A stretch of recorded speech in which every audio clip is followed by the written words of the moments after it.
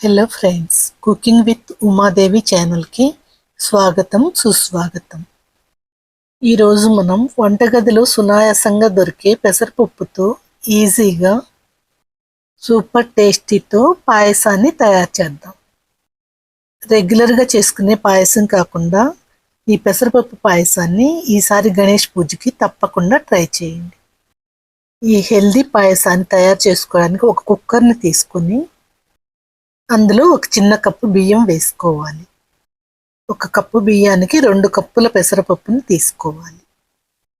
ఇందులో వాడే పెసరపప్పుని మనం ముందుగానే వేయించి పెట్టుకోవాలి. ఇప్పుడు ఈ రెండింటిని కలిపి సరిపడా నీళ్లు పోసి శుభ్రంగా కడుక్కోవాలి.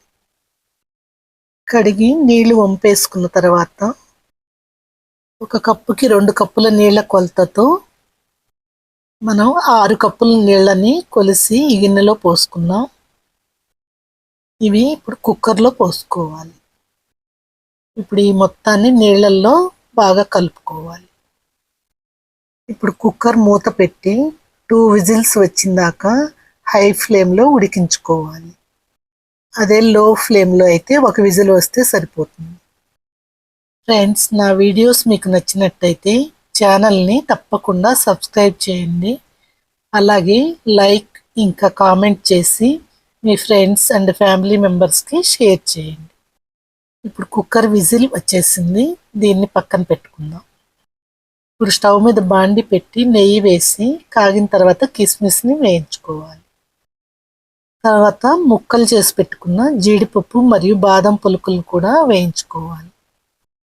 నేను ఇవి మైక్రోవేవ్లో ఆల్రెడీ రోస్ట్ చేశాను, అందుకని తర్వాత వేస్తున్నాను. మీరు ఫస్ట్ జీడిపప్పు బాదం పప్పును వేయించిన తర్వాత కిస్మిస్ని వేసుకోండి.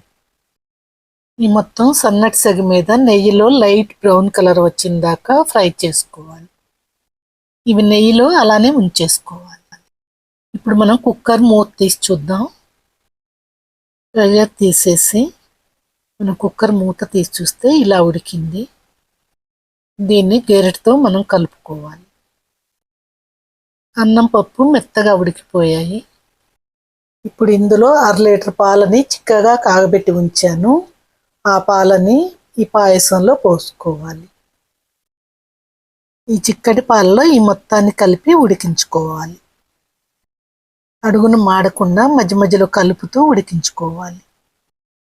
అన్ని పప్పుల్లో కంటే మనకి పెసరపప్పులో పోషక విలువలు చాలా ఎక్కువ ఉంటాయండి. ఇప్పుడు ఇందులో పాలలో నానబెట్టిన కుంకుమ పువ్వుని, లేదా నేను అలానే వేసేసాను, కుంకుమ పువ్వుని వేసుకోవాలి. నెక్స్ట్ ఇందులో దాల్చిన చెక్క పొడి ఉంటే దాన్ని 1/2 టీ స్పూన్ వేసుకోండి.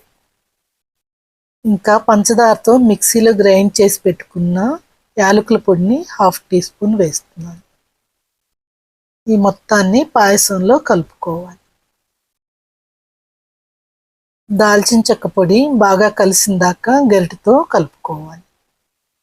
ఇప్పుడు ఈ పాయసంలో ఇందాక మనం నెయ్యిలో వేయించి పెట్టుకున్న జీడిపప్పు బాదం పలుకులు మరియు కిస్మిస్ వేసుకోవాలి. నెయ్యితో సహా మొత్తం వేసుకోవాలి. ఇప్పుడు ఈ మొత్తాన్ని గరిటెతో కలుపుకోవాలి. మీరు పాయసంలో పంచదార వేసుకుంటే ఇక్కడ వేసుకోండి. ఏ కప్పుతో బియ్యం తీసుకున్నామో అదే కప్పుతో 2 కప్పుల పంచదారను వేసుకోండి. నేను బెల్లం పొడిని వేస్తున్నాను, అందుకే ఈ పాయసాన్ని చల్లార్చి వేస్తున్నాను. బెల్లం పొడిని నేను 2 కప్పులు వేస్తున్నాను. వేడి మీద వేస్తే విరిగిపోయే ఛాన్స్ ఉంది, అందుకని చల్లారిన తర్వాత బెల్లం పొడిని కలుపుకోవాలి. ఈ బెల్లం పొడి పాయసంలో కరిగిపోయేదాకా బాగా కలుపుకోవాలి. మనకి పాయసం ఆల్మోస్ట్ రెడీ అయిపోయిందండి. ఇందులో స్వీట్ వేసాం కదా, అది టేస్ట్ ఎన్హాన్స్ అవ్వటానికి ఒక చిటికెడు ఉప్పు వేస్తున్నాను. ఇప్పుడు ఈ సాల్ట్ కూడా కలిసిపోయేలాగా బాగా కలుపుకోవాలి. ఇంకా ఫైనల్గా మీ దగ్గర ఆల్మండ్ ఫ్లోర్ ఉంటే దాన్ని 1 టీ స్పూన్ వేసుకోండి. ఇది ఓన్లీ ఆప్షనల్ మాత్రమే, మీ దగ్గర లేకపోతే స్కిప్ చేయండి. ఈ ఆల్మండ్ ఫ్లోర్ వలన పాయసం సూపర్ టేస్టీగా ఉంటుంది.